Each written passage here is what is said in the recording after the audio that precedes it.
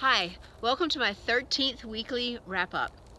I'm in my second semester at Northern Arizona University. I am getting my Master of Forestry to facilitate the understanding and appreciation of the values of forests.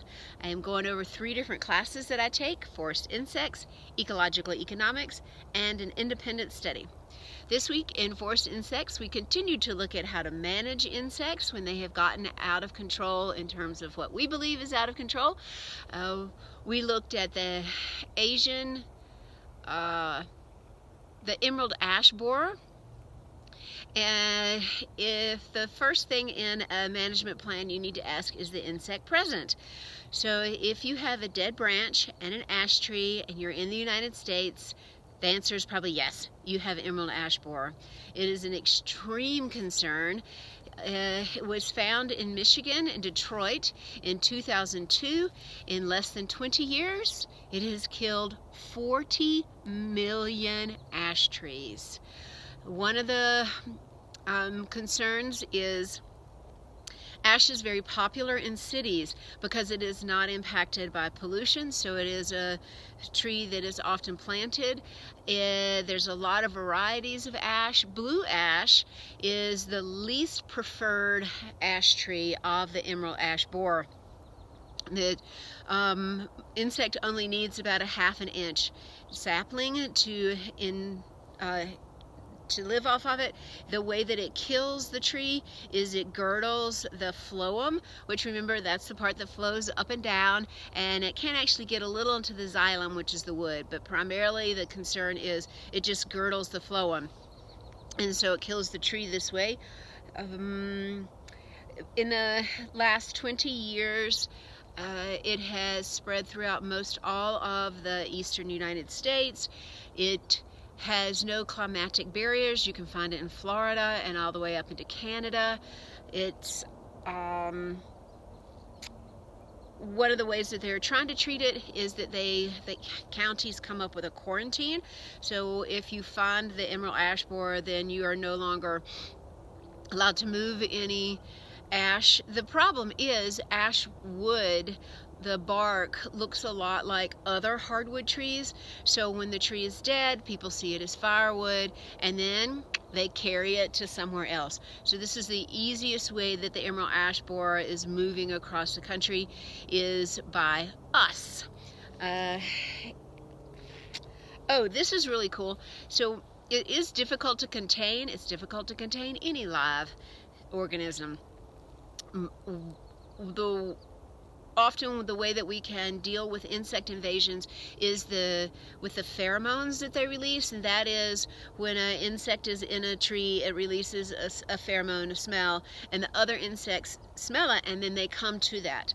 Well, the emerald ash borer does not do that. It goes off of the volatiles of the ash tree itself, and that's how it finds its new host.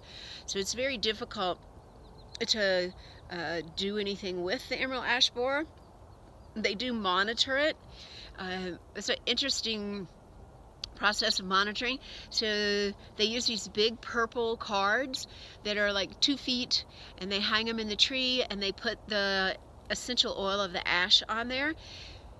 The reason that they use purple? Because it's part of the mating ritual. So both of the male and female in the emerald ash borer have a purple abdomen, and it's usually covered up, but when they're mating, the male is in the tree, the female flies around up in the canopy, and the male is in the tree, and he flashes her this purple abdomen, and that is one of the attractants for mating. So they have this purple monitoring system, and it seems to work. The insects are very tiny. They're about the size of the end of your pen or pencil, which is amazing to me that then they can smell the volatiles of this ash tree. But I forgot where I was going with that. Anyway, they monitor them, and another way that they're trying to treat them is with the chemical insecticides. The pupae are inside the bark, so they're very protected, so you can't really just spray for them. So they use these pressure injections with the chemical insecticide, and that does seem to work, but it's very expensive. You have to do it tree by tree, and depending on the size of the tree, it may need more than one injection, and you have to do it yearly. My professor is creating this sound app, so you would be able to take your phone, put it on the tree, and identify the sounds of the emerald ash borer inside the tree. The value of that would be that you could identify it before it's actually killed the tree. And then you would also know, do I really need to cut the tree down? What should I do with it, because there's an economic impact of cutting all the trees down. This has been a real international concern, because we can, like with the quarantine, you can't move any ash products out of that county. So any products that use ash have had a real impact on this, not just in the loss of the tree, but then you can't also export or import that product. Denver is being real aggressive with their emerald ash borer. It's been there for about 5 years, and it's killed 3 million trees. There's like a big gap in the middle of the country where there's no emerald ash. So somebody took it over there as firewood or some other means. So Denver is really aggressively trying to control it. They have a nice little slogan, be a smart ash, and that is to try and help you understand what's going on and not move it. So if you have an ash tree and you see that classic D, it's very small, but if you see a classic D exit hole of where the pupae comes out, then call somebody and let them know that you may have an emerald ash borer in your tree. Then we looked at Longhorn beetles. It's another type of a wood borer. It's much bigger. The pupae is about the size of your pinky. It's really pretty. The body it's black and white splotched. It has these big long antennae that are longer than its body, and they're black, white, black, white, black, white bands. They similar to the emerald ash borer that was found in Detroit. This was first found in Brooklyn. They found it in 1996. Then they found it in Chicago in 1998. So why do we have all these bugs that were found in the cities? Well, 2 reasons. One, we're there, so we see them. We might not be in the middle of the woods to see if they're there, but also a lot of these are port cities, so it's the importation of foreign products of any kind. Even if it has like a wood pallet in it, it could bring in some kind of invasive species. These bugs, because they are so big, they need to eat a lot, so one bug can kill 1 tree.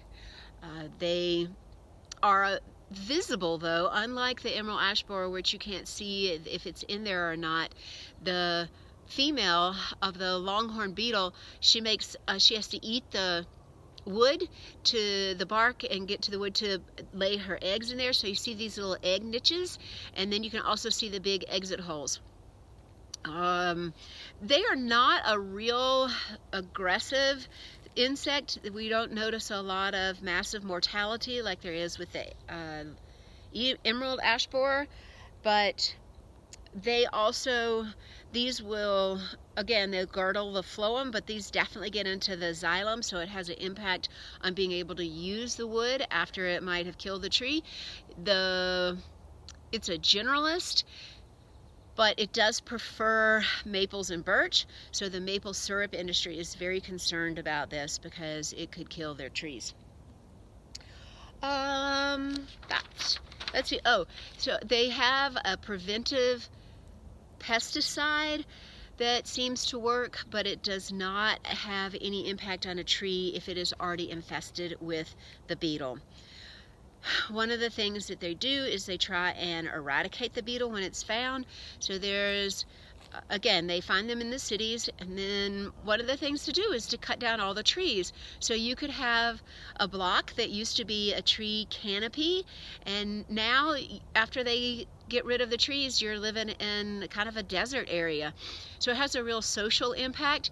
It also has an economic impact. They estimate that it could have 72 million to $2.3 billion in damage per city. So it's really important that they try and contain this bug. We looked at the concept of urban invasion, where we are finding the insects in the urban area. Most of the time we think of the insects being in the forest and moving into the city, but there actually is the other process as well. One of the concerns is cities are warmer. With climate change, our forests are getting warmer, so it might enable the bugs, the insects, to have an easier means of leaving the city and going into the forest.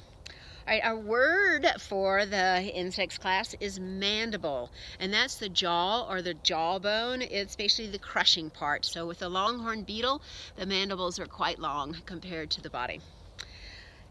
Ecological economics. We continue to talk about governance, and adaptive governance. Then we ask, is there such a thing? We decided there can be, because governance can be formal or informal. The interesting thing about it is also that there's nothing truthful about it. My professor likes to use the concept of the Big Dipper. We can identify it, we can see it, we can use it as a guiding post, but there's no real Big Dipper up there. We have just made that up. So with governance, we made it up, which means we can recreate it also. We looked at social learning. There are 4 aspects of that. Institutional, which you can think of like school. We have actor networks. There's 2 aspects of that in the governance. One is decentralization, in which the governance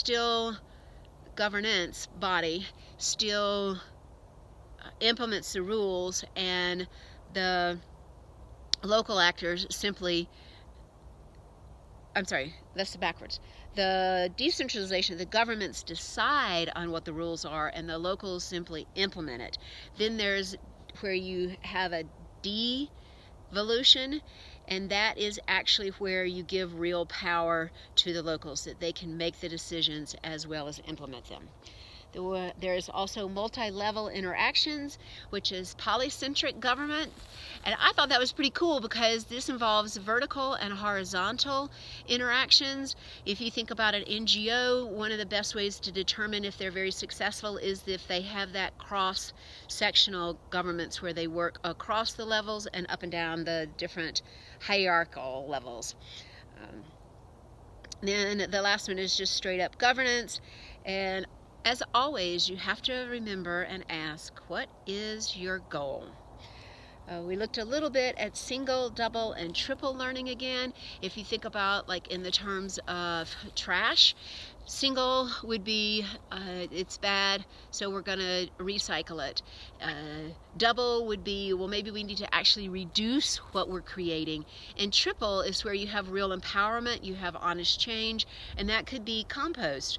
We are actually going to begin to create a new habit of how we interact with the environment, rather than simply just switching from one concept to the next. We looked at knowledge, co-production, and the various modes of learning. You have to acknowledge the different ways that people develop new information. Like a ecological approach might be to go outside in the field and study cellular parts of a plant.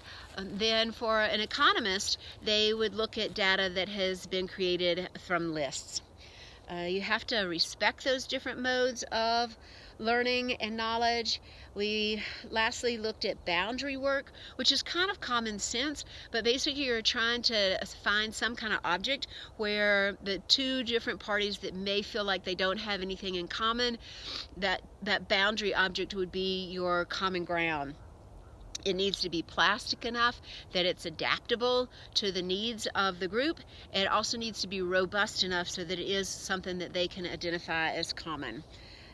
Basically, you're looking at ways to get other points of view into the conversation. The word for ecological economics is an interesting one to me. It is trust.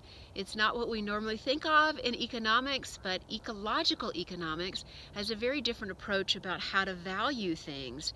So entrust comes into where you're trying to co-produce knowledge, and each party needs to have a feeling of trust. So the definition is a firm belief in the reliability, truth, ability, or strength of someone. A couple of the other words that came up in the definitions are honest, will not harm you, and safe. All right, in my independent study, I'm getting down to the nitty-gritty of how to apply all this information. I'm winking because my topic is discarded used toilet paper that is affecting national forest and wilderness areas.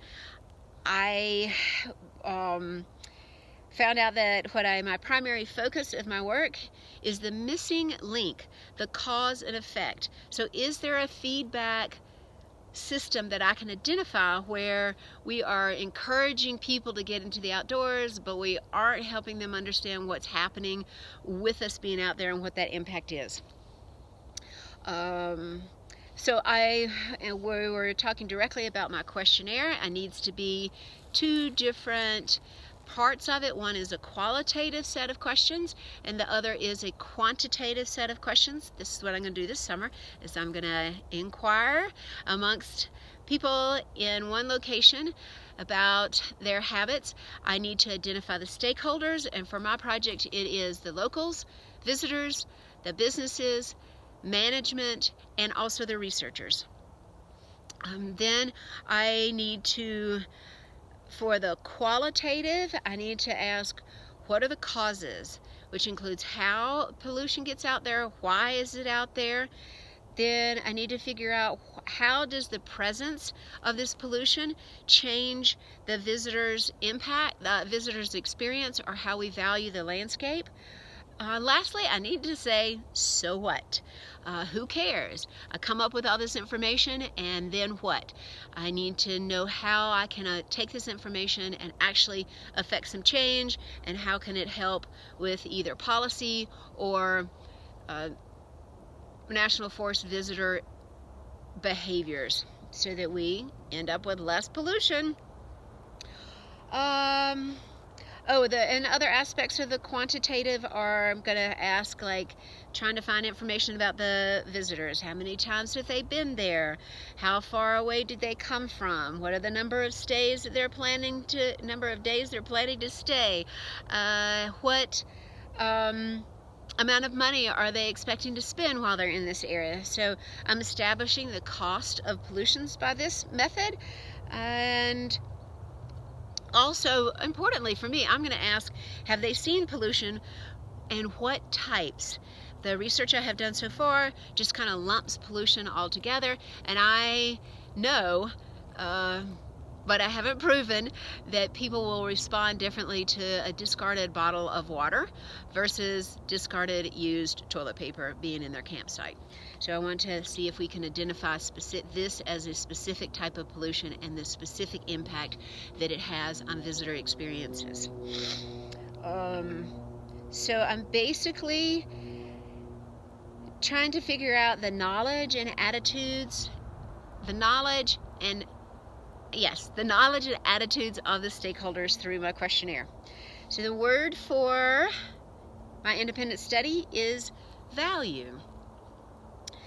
It is the regard that something is held to deserve, the importance, worth, or usefulness of something.